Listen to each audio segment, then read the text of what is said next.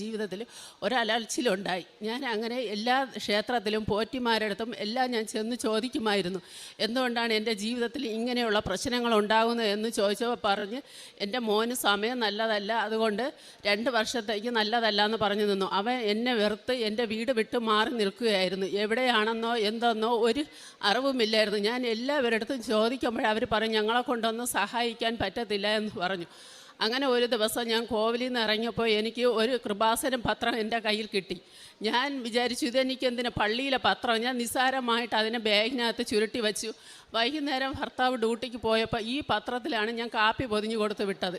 രാത്രി 7:30 മണിക്ക് ഞാൻ ഡൈനിങ് ടേബിളിൽ വന്ന് നോക്കി, ഈ പത്രത്തിൽ ചെറിയ ചെറിയ ഫോട്ടോകൾ കാണുന്നു.